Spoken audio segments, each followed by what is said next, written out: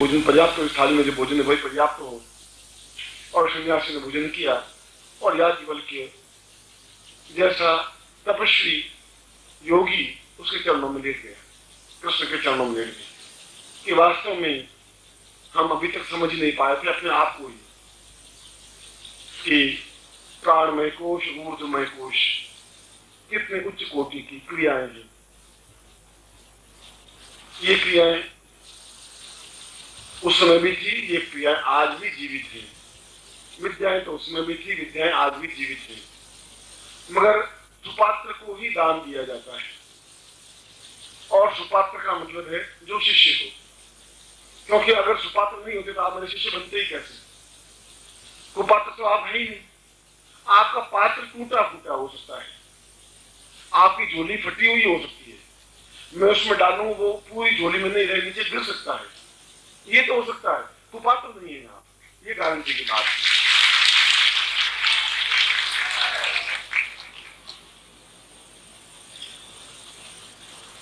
हम इस गुरु पूर्णिमा के अवसर पर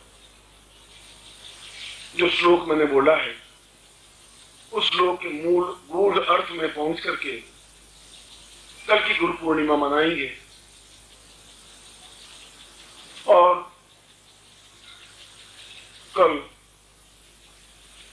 उस प्रकार के प्रयोग संपन्न करेंगे, यदि हमारे लिए संभव हो सकेगा तो, कि हम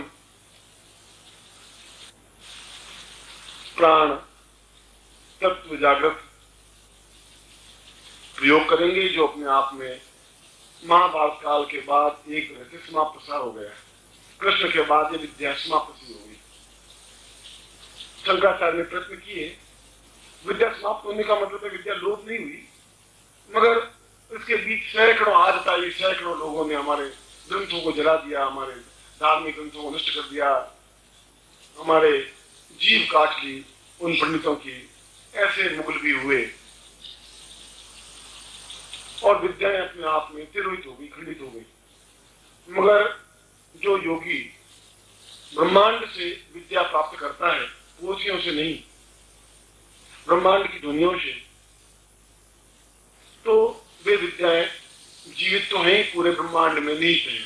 इस समय भी जहां बैठा हूं तो मेरे सामने संगीत भी है और इंग्लैंड के प्रधानमंत्री का भाषण भी चल रहा है। केवल मुझे टेलीविजन को रखना है, मगर यहां दिख तो कुछ नहीं रहा है कि इंग्लैंड का मुख्यमंत्री बोल रहा है, मगर वो शब्द हवा में तैर जरूर रहे। तैरते हैं तभी तो टेलीविजन बोलता है, जो वो बोल रहा है उसी समय हम सुनते हैं। इसका मतलब ये हुआ कि जो इंग्लैंड में उस व्यक्ति ने बोला हमने सुना, सैकड़ों हजारों मील दूर बैठे व्यक्ति की बात सुनी, तो वो शब्द तो बराबर तैर ही रहे होंगे, आ ही रहे होंगे ना। शब्द कभी समाप्त नहीं होते, इसीलिए शब्दों को ईश्वर कहा गया है। शब्द नश्वर नहीं होते। कृष्ण गीता अगर बोली होगी तो गीता के ज्यों के त्यों शब्द कृष्ण ने जिस तरीके से उच्चारण किया वो आज भी इस हवा में, इस ईथर में विद्यमान है। आवश्यकता है इसको कैच करने की। जैसे हम एंटीना लगाते हैं और एंटीना से उसका अगर डायरेक्शन सही होता है तो उस जी टीवी को या दूरदर्शन को कैच कर लेते हैं। कैच करते ही वहां पर जो बोलता है वो बिल्कुल उसके माध्यम से हम देख लेते हैं, सुन लेते हैं। हमारा हृदय में उस एंटीना को लगाना है, जिसके माध्यम से जो आज तक विद्याएं समाप्त हुई उनको वापस हम प्राप्त कर सकें। उस एंटीना को प्राण तत्व जागरण प्रयोग कहते हैं। जहां प्राण तत्व जागरण होते हैं, देह तो अपने आप में फिर बिल्कुल समाप्त मामूली सी हो जाती है। जहां प्राण तत्व ही सब कुछ हो जाता है, प्राणों के माध्यम से आदमी उस जगह पहुंच जाता है, फिर वो वृद्ध नहीं होता। अगर शरीर वृद्ध होता है तो जैसे सांप अपनी कैंचुल को छोड़ता है, ये सांप जब वृद्ध हो जाता है तो एक विशेष क्रिया से अपने ऊपर की पूरी खाल को निकाल देता है और ताजी खाल वापस पहन लेता है।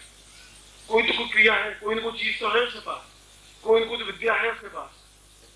ये तुम रात दिन देखते हैं और हमें आज तक ये ज्ञान नहीं हो सका कि उस सर्प के पास में, वासुकी के पास में कौन सी वो विद्या है जिसे ऊपर की पूरी चमड़ी को उतार देता है, नई चमड़ी धारण कर लेता है। क्या हम नहीं कर सकते? विज्ञान नहीं कर सकता। विज्ञान उस ज्ञान को प्राप्त नहीं कर पाया, हमने भी प्राप्त नहीं कर पाया। सांप छोड़ सकता है, ताजा शरीर धारण कर सकता है, तो हम भी धारण कर सकते हैं। इसलिए प्राण तत्व में गए हुआ व्यक्ति वृद्ध नहीं हो सकता, वापस अपने आप में क्रियाकलाप करके वापस अपने आप में सही अर्थों में यौवनवान बन सकता है। इसीलिए मैंने श्लोक के प्रारंभ में मैंने कहा था कि उन प्राण तत्व में जीवित योगियों को नमस्कार करता हुआ मैंने ऐसा शब्द का उच्चारण किया था।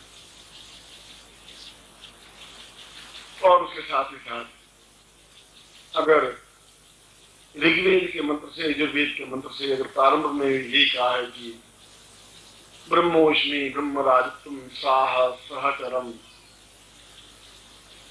पूर्वौषधाः सह क्रिय, और उसकी कड़ी को राम ने कहा कि मैं स्वयं अवतार हूं क्योंकि मैं विशेष कार्य के लिए आया हूं। कृष्ण ने भी कहा कि अर्जुन मैं सामान्य व्यक्ति नहीं हूं, तो मुझे पहचान। और भीष्म पहचान रहा था, वो सर सज्जा पर लेटा लेटा भी प्रणाम कर रहा था। दुर्योधन गालियां दे रहा था, दुशासन गालियां दे रहा था, भीष्म का हाथ जोड़ रहे थे कौरवों की तरफ से, फिर भी हाथ जोड़ रहे थे कि इस व्यक्ति को क्यों नहीं पहचान रहे दुशासन, ये कौरव 100 के 100 कौरव कितने देह में है, कब ये प्राण तत्व में आएंगे, कब इनके स्वरूप को समझ पाएंगे। क्योंकि इस प्रकार के लोगों के शरीर में समस्त देवताओं का निवास होता है। फिर उसके समस्त शरीर में देवताओं का निवास और प्राण तत्व में जाने की क्रिया, उसके बाद में पीछे भी बाकी रहता ही। फिर वो काल से अपने आप में परे हो जाता है, मृत्यु उसको वर्ण करती नहीं, फिर अपने आप में वृद्धता उसको पास में आती नहीं, फिर उसको भूख लगती नहीं, फिर अपने आप में कोई तकलीफ में वो आता नहीं, फिर अपने ग्रस्त में रहता हुआ भी अपने आप में पूर्णता प्राप्त करता है, जैसा कृष्ण था। सैकड़ों पत्नियों का पति होते हुए भी वो कह रहा मैं बाल ब्रह्मचारी हूं। आज तक मैंने अगर ब्रह्मत्व को खंडित किया हो तो नदी मुझे रास्ता नहीं दे। मतलब द्वारका का राजा रुक्मणी, सत्यभामा और 8, 9, 10 पटरानियां और 16,000 रानियों का पति, 16,000, और वो कह रहा है मैं अखंड ब्रह्मचारी हूं। तो आप कल्पना कर सकते हैं कि कृष्ण किन शब्दों का प्रयोग कर रहे थे। वो शरीर की बात छोड़ रहे थे, वो कह रहे थे कि मेरे पूरे शरीर में समस्त देवताओं का निवास है, इसलिए अर्जुन मुझे पहचान, और मैं प्राण तत्व में जीवित हूं, इसलिए मुझे अन्न की आवश्यकता नहीं रहती। मैं चाहूं तो अन्न ग्रहण करता हूं इस शरीर के लिए, और यदि नहीं चाहूं तो 7, 2 साल 5 साल भी ग्रहण नहीं करता। हम सांसारिक प्राणी हैं, हम भोजन के बिना, ऑक्सीजन के बिना जीवित नहीं रहते। और उस बर्फ के बीच में जहाँ ऑक्सीजन होती नहीं, बहुत कम विरल होती है, वहां पर भी योगी साधनारत रहते हैं। जैसे बद्रीनाथ का उदाहरण दिया, अभी भी वहाँ कृष्णानंद जी हैं, यदि आप जाएं तो देखें, जहाँ भैरवी है, और वो इतने बर्फ के बीच में भी वहां बिल्कुल अपनी गुफा में बैठे रहते, ऑक्सीजन तो होती नहीं, फिर भी वे वापस, और सारे लोग बद्रीनाथ के नीचे उतर जाते हैं और वो वहां रहते हैं। ऐसे सैकड़ों योगी वहां हैं। वहां उसके आसपास माना गांव है, माना गांव के पास में और गंधर्व पहाड़ के ऊपर सैकड़ों योगी, 1, 2 ही नहीं। तो वो कैसे जीवित रहते हैं, क्या है? एक मेढक को आप बंद कर दें एक ताले में और 2 महीने के बाद आप उसको खोलें और ऐसा बंद कर दें बॉक्स में कि उसको हवा भी नहीं मिले, ऑक्सीजन तो बहुत दूर, और 2 महीनों के बाद भी देखेंगे तो मेढक जीवित मिलेगा आपको। तो 2 महीनों में कौन सी हवा उससे ली, कौन सा अन्न दिया, कौन सा पानी दिया? क्या हम मेढक से भी गए बीते? ऐसा प्रयोग तो वैज्ञानिकों ने किया है। शाम के ऊपर वैज्ञानिकों ने किया कि ये क्या करता है, कैलोरी छोड़ देता है। मेढक के पास कौन सी चीज होती है जिससे बिना ऑक्सीजन के भी जीवित रहता है? विज्ञान नहीं समझ पाया है, ज्ञान समझ पाएगा, ज्ञान समझता है, मगर वे पोथियों में ये ग्रंथ में मंत्र लिखे हुए नहीं है, ये साधना लिखी हुई नहीं है। क्यों? पोथियां तो जला दी गई, ना दिशा आया, लाखों ग्रंथ जला दिए गए, और उनके पाया हजारों ग्रंथों को आग लगा दी गई। हमारा जितना ज्ञान था पंडितों की जीभ काट ली गई, जितना अत्याचार हुआ हम सहन करते गए, और वो सारी विद्याएं जो कुछ बची खुची थी अंग्रेज उठा के लेके चले गए। और आज हम सिरमौर होते हुए भी अपने आप में, जहाँ वेदों की रचना हुई वहां होते हुए भी हम अपने आप में निर्धन, असहाय, कमजोर, बेबस, परेशान, दुखी और संतप्त और पीड़ित हैं। तो कोई कोई ऐसा व्यक्ति पैदा होगा जो समझा सकेगा कि प्राण तत्व में जाने की क्रिया क्या है। कोई न कोई व्यक्ति ऐसा होगा जो समझा सकेगा कि पूरे शरीर में उन देवताओं का निवास होने पर वो अपने आप में कितना ऊपर उठ सकता है, ऊंचाई पर उठ सकता है। जहाँ एक स्थान से दूसरे स्थान पर जाना अपने आप में एक सामान्य बात होती है। आज हमारे सुनने में छुट्टी रखती है, पर हम तो पढ़ते आए, चाहे कोई धर्म हो, उस धर्म में ये चीजें हमने पढ़ती आई। वह ज्ञान कहाँ रहा? और ऐसा ज्ञान गुरु पूर्णिमा के अवसर पर ही अपने शिष्यों को देते थे। क्योंकि उसके बाद 4 महीने तक शिष्य गुरु के पास रहते थे। बरसात में नाले हो जाते, कहीं जाते नहीं, और एक स्थान पर रहते, अंत तक गुरु भ्रमण पे रहते थे। इसलिए कल की गुरु पूर्णिमा में ऐसे प्रयोग हों जहाँ प्राण तत्व सिद्ध प्रयोग हो और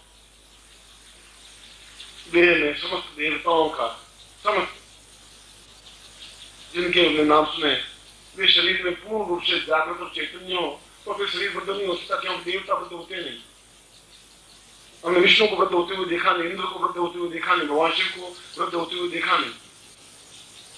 बुढ़ापा उनको छू नहीं सकता।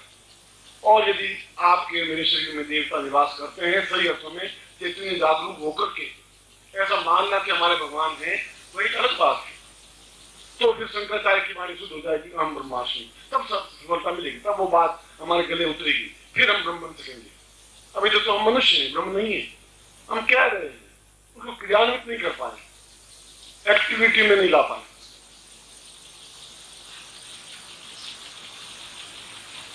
कल प्रातः काल इन दोनों प्रयोगों को संपन्न करेंगे अपन। बहुत महत्वपूर्ण और गूढ़ प्रयोग, अद्वितीय और श्रेष्ठ प्रयोग, दोनों प्रयोगों को संपन्न करेंगे।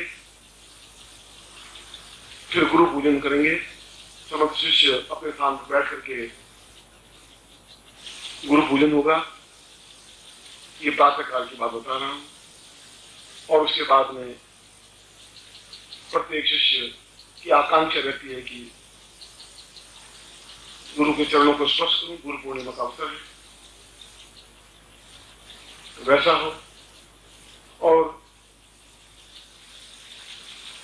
जहां ऊर्ध्वरेता प्रयोग है, जैसे मैंने आज सुबह प्रवचन में कहा था कि शक्तिपात, और शक्तिपात से भी ऊपर उठ करके ऊर्ध्वपात।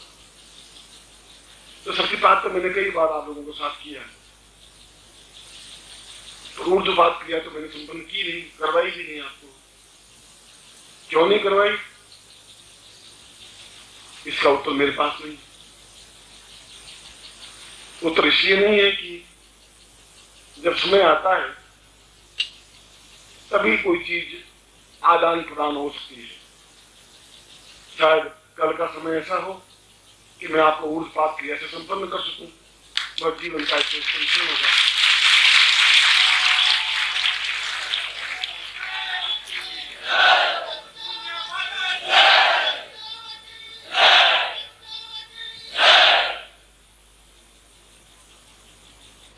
जीवन का एक विलक्षण सौभाग्य,